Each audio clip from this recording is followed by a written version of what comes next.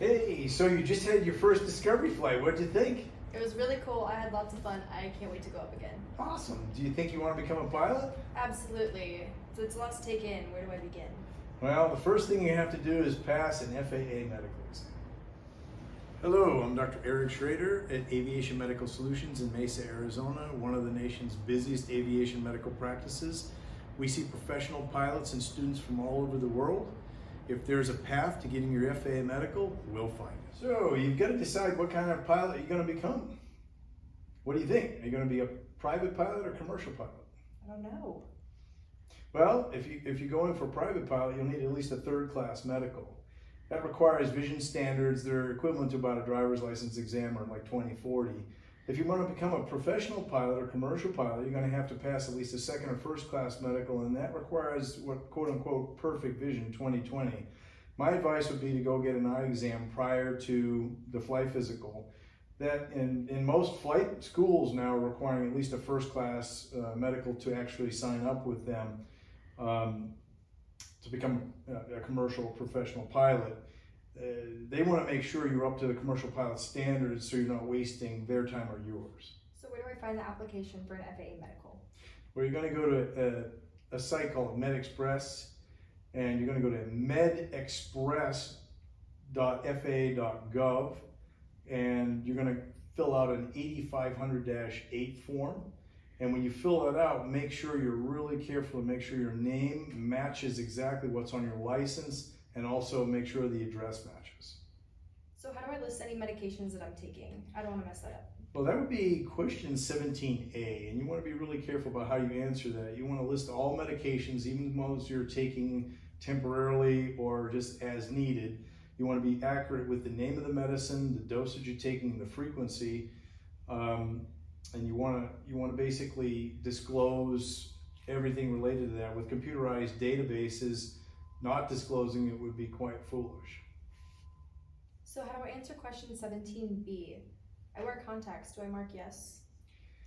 Okay, 17B fools even experienced pilots. Read the question really carefully. It asks if you're using contact lenses to see up close. Some doctors in the past would correct one eye with a contact to see near, like the instrument panel, and far away, out into space. That's not an acceptable solution. If you're wearing them to just see distance, you would answer no. So question 18, that's a big one. How much detail do they want? Do I list everything? Yeah, I would list everything with that. Be detailed. Remember to read the question. It says, if ever in your life have you ever been or currently are diagnosed with.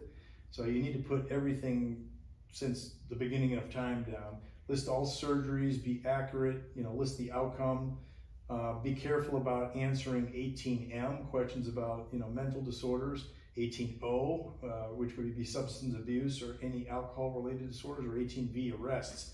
Even if the charges were dropped, you really still want to be truthful about what was the outcome. And how about question 18Y?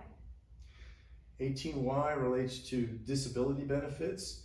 I would definitely list anything related to that, especially military disability.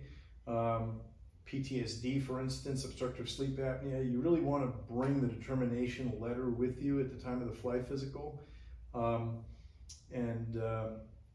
If there's been a change in the level of disability between the last physical and this, I would definitely submit some information to the FAA about how that's changed, or bring that information to your next flight physical. So in a few years when I fill out this application again, can I just write PRNC since I've already reported everything in detail? For that question, it's important to list what was previously reported. For instance, appendectomy previously reported, or melanoma in 1990, fully reported to the FAA, previously reported. Failure to fully disclose what was previously reported invites an unnecessary letter from the FAA relative to misinterpretation of what was previously reported. So just don't do it. Okay, so question 19 doesn't give me enough room to report all my visits to physical therapy. How should I report that? What I would do is summarize all the visits for physical therapy for a particular problem on one line and say multiple visits, physical therapy, right shoulder, and do it like that, so there's enough room on the form. Okay, I think I'm ready to fill out my 8500-8 MedExpress form. Thanks for all the help, Doc. You're welcome. Hi, this is Dr. Eric Schrader of Mesa, Arizona, Senior AME and HIMSS IMS. If you'd like to schedule a flight physical or a consult, go to www.azflightdoc.com.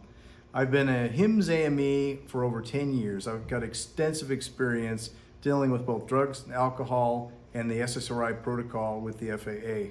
Fly safe. Signing off, Dr. Schrader.